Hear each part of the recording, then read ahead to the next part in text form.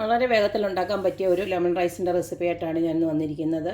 നമുക്ക് യാത്രകളിലൊക്കെ പോകുമ്പോഴാണെങ്കിലും tiffin box ആയിട്ടാണെങ്കിലും ഒക്കെ നമുക്ക് ഈ ഒരു റൈസ് വളരെ വേഗത്തിൽ തന്നെ രുചിയോടുകൂടി തന്നെ ഉണ്ടാക്കിയെടുക്കാം.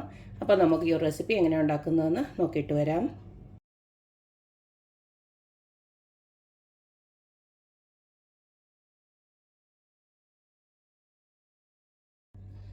വേഗത്തിൽ ഉണ്ടാക്കാൻ പറ്റുന്ന ലെമൺ റൈസിന് വേണ്ടിയിട്ട് ഇതുപോലെ ഞാൻ കുറച്ച് ഇഞ്ചി പൊടിയായിട്ട് അരിഞ്ഞ് വെച്ചിട്ടുണ്ട്. പിന്നെ 2-3 ഉണക്കമുളക് റെഡിയാക്കി വെച്ചിട്ടുണ്ട്.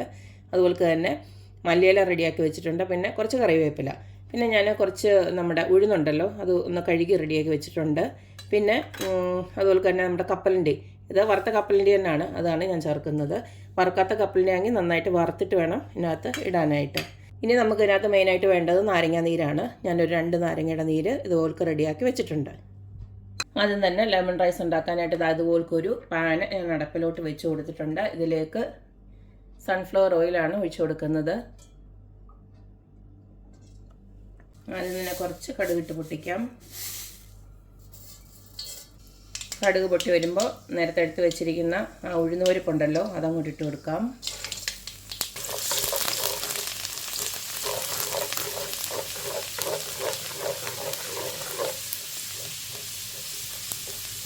ഇതിലേക്ക് നമ്മുടെ വറുത്ത കപ്പലണ്ടി ഇങ്ങോട്ട് ഇട്ട് കൊടുക്കുകയാണ്.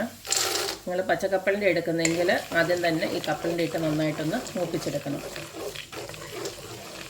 അതിന് പകരം നിങ്ങൾക്ക് അണ്ടിപ്പരിപ്പ് വേണമെങ്കിലും യൂസ് ചെയ്യാം.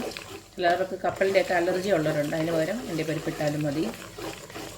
ഇതിലേക്ക് ഉണക്കമുളകും അതുപോലെ തന്നെ ഇഞ്ചിയും ഇട്ട് കൊടുക്കുകയാണ്. ഇഞ്ചിയും കറിവേപ്പിലയും.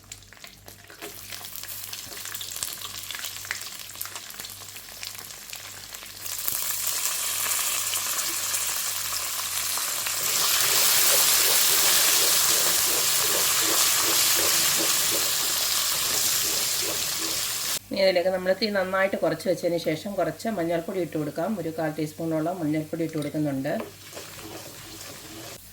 അതുപോലെ തന്നെ കുറച്ച് കായപ്പൊടി കൂടി ഇട്ട് കൊടുക്കുന്നുണ്ട്.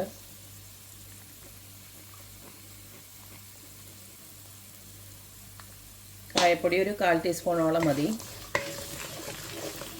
ഇനി ഇതിലേക്ക് നമുക്ക് ആവശ്യത്തിനുള്ള ഉപ്പ് ഇട്ട് കൊടുക്കാം.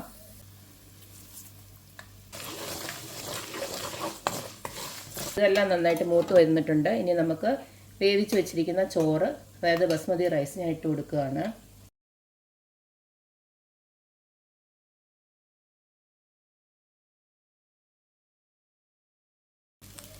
ഇതിലേക്ക് നമുക്ക് നാരങ്ങ പിഴിഞ്ഞ് വെച്ചിരിക്കുന്ന ഇവിടെ ഒഴിച്ചു കൊടുക്കാം.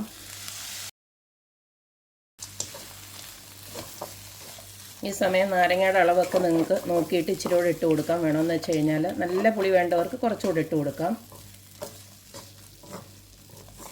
അതുപോലെ തന്നെ ഉപ്പുമൊക്കെ നോക്കിയിട്ട് ഇട്ട് കൊടുക്കാം. നമ്മൾ നേരത്തെ അരിഞ്ഞ് വെച്ചിരിക്കുന്ന മല്ലിയിലയോടെ ഇട്ട് കൊടുക്കാം. അപ്പോൾ ഇത്രയേ ഉള്ളൂ, നമ്മുടെ ഈസി ആയിട്ടുള്ള ലെമൺ റൈസ് ഇവിടെ റെഡി ആയിട്ടുണ്ട്. ഈ ലെമൺ റൈസിൻ്റെ കൂടെ ഒരു അച്ചാറോ എല്ലാം ഉണ്ടെങ്കിൽ സുഖമായിട്ട് നമുക്ക് ലഞ്ചായിട്ടോ ഡിന്നറായിട്ടോ, മാത്രമല്ല ഈ ഒരു ലെമൺ റൈസ് ഉണ്ടല്ലോ നമ്മൾ യാത്രയിലൊക്കെ ആണെങ്കിലും കുറേ നേരത്തേക്ക് കേടൊന്നും ആവത്തില്ല. അപ്പം നല്ലൊരു ഓപ്ഷനാണ്. നല്ലൊരു വാഴയിലൊക്കെ ഇങ്ങോട്ട് പൊതിഞ്ഞെടുത്ത് കഴിഞ്ഞാൽ നല്ല സുഖമായിട്ട് കഴിക്കാൻ പറ്റും. അപ്പോൾ എപ്പോഴും പറയുന്ന പോലെ തന്നെ എൻ്റെ റെസിപ്പീസ് ഇഷ്ടമുള്ള എല്ലാവരും please like, share and subscribe. അപ്പോൾ ഇനി ഒരു അടിപൊളി വീഡിയോ ആയിട്ട് വരുന്നവരേക്കും ബൈ.